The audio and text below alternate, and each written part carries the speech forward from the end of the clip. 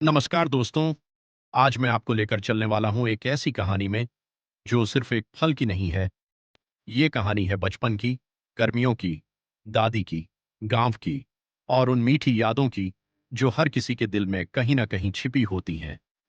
ये कहानी है आम की कहानी। गर्मी की छुट्टियां शुरू होते ही स्कूल की घंटी से ज्यादा इंतजार होता था नानी के घर जाने का, और नानी के घर से भी ज्यादा आंगन में लगे उस बड़े से आम के पेड़ का। वो पेड़ जो सिर्फ पेड़ नहीं था, वो हमारा खेल का मैदान था, हमारा रहस्य था और हमारी सबसे मीठी खुशी भी। सुबह सुबह दादी की आवाज आती थी, जल्दी उठो, आज आम तोड़ने चलना है। और बस नींद गायब, आंखों में चमक और पैरों में पंख।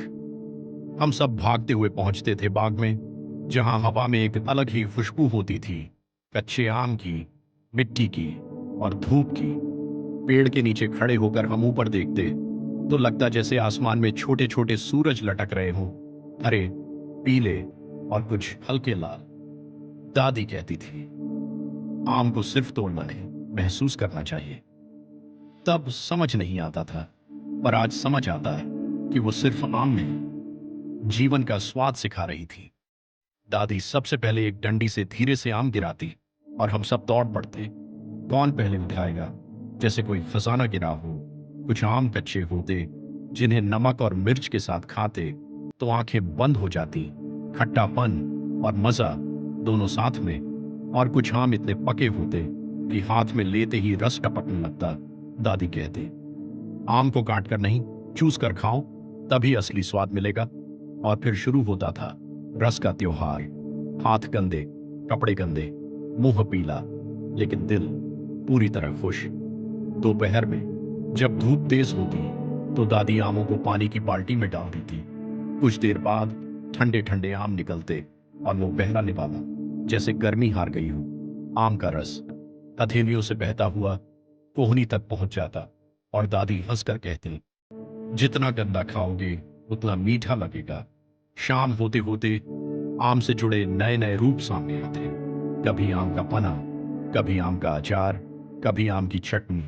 घर की रसोई आम की खुशबू से भर जाती। माँ अचार बनाती और हम चुपके से कच्चे आम उठाकर भाग जाते। माँ पीछे से आवाज लगाती, अरे वो अचार के लिए है। और हम हंसते हुए कहते, हमारे लिए भी तो है। लेकिन दोस्तों, आम सिर्फ स्वाद नहीं है, ये एक भावना है। जब रिश्तेदार आते थे तो सबसे पहले आम परोसे जाते। जब मेहमान आते थे तो कहा जाता, आम खाए बिना मत जाना। जैसे आम मेहमान नवाजी की पहचान हो।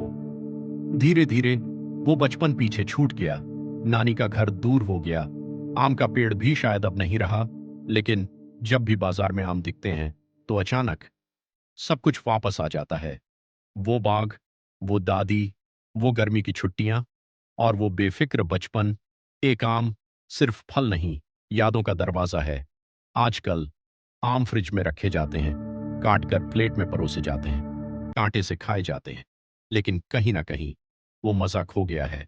वो पेड़ से गिरने की आवाज, वो मिट्टी की खुशबू, वो रस से भीगा चेहरा, सब कुछ अब सिर्फ यादों में है। लेकिन कहानी यहीं खत्म नहीं होती। हर गर्मी में जब पहला आम घर आता है तो दिल कहता है, आज फिर बच्चा बन जाते हैं। आम को हाथ में लेकर थोड़ा दबाते हैं, ऊपर से छोटा सा छेद करते हैं और फिर धीरे धीरे चूसते हैं। और अचानक समय रुक जाता है। हम फिर वही बन जाते हैं जो कभी थे, बिना चिंता, बिना डर, सिर्फ खुशी। दोस्तों, जिंदगी में बहुत कुछ बदल जाता है, लेकिन कुछ स्वाद हमेशा वही रहते हैं।